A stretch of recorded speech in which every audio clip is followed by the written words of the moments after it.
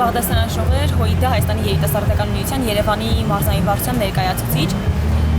Մենք այս միջոցառումը արդեն 5-րդ տարին է, որ կազմակերպում ենք, դրանից առաջ կազմակերպում ենք ներմիութենական շրջանակներում, բայց փորձեցինք դուրս գանք ներմիութենական շրջանակներից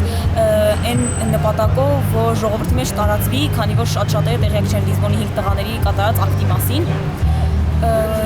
Նպատակը ոչ մենակ Հայաստանի շրջանակներում եղածը տարածելն է, տեղեկացնելը, այլ նաև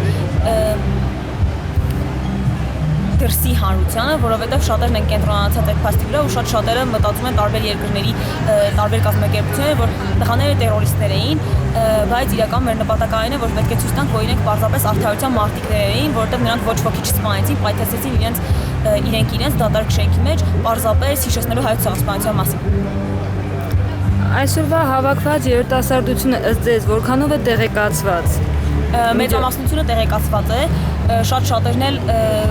դեռ կհավաքվեն, որ դեռ տեղեկացված չեն, պարզապես քանի որ աշխատանքային ժամը նոր է վերջացել, ամեն տարի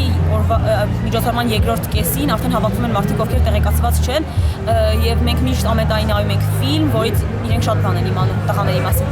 Այսօր ինչ եք ներկայացնելու հանրությանը, հավաքված բազմությանը, ինչ եք ներկայացնելու։ Իրենց նվիրված երգեր,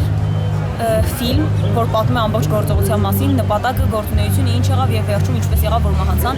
ինչպես որոշեցին, որ եկեղեցին պետք է պայթեցնեն եւ մոմավառություն վերջում նրանց հիշատակին։ Լավ, նշեցիք, որ ամեն տարի, սա 5-րդ տարին է, որ կատարվում է։ 5 տարիների ընթացքում որքան մարդ է կարողացել ինֆորմացնել այս։ Արդեն շատերը փողոցում, երբ որ մեզ տեսնում են թիշերթներով, որի վրա Լիզբոնի տղաների նկարներ, շատերը ճանաչում են։ Եթե համեմատական անցկացնենք, հաջողվել է ձեզ հասնել ձեր նպատակին այս 5 տարիների ընթացքում։ Կարծում եմ որոշակիորեն հաջողվել է, բայց դեռ շատ անելու գործ ունենք։ Եթե խոսենք ապագայում ձեր ծրագրերի մասին, ինչ եք պատրաստվում հետագայում անել։ Հետագայում կարծում եմ ոչ մի անգամից կամաց քայլ առ քայլ կմոտենանք այն փաստին, որ միջազգային որոշ կազմակերպություններ անդրադառնան այս փաստին եւ դա որակեն որպես արդարության համար պայքար, ոչ թե տերորիստական։ Ինչ կմաղթեք մեր երիտասարդներին։ Երիտասարդներին կմաղթեմ պատմությունը լավ իմանալ, որովհետև դա միակ միջոցն է ապագան կերտելու։ Ըստ ձեզ այսօր Հայաստանի ապագան կերտելու համար ինչ պետք է իմանալ, ինչ պետք է անել։ Սովորել։ Երիտասարդության մեջ ահագին մեծ պակաս կա գիտելիքի։ Ցանկություն կա շատ բան փոխելու, բայց գիտելիքի մեծ պակաս կա։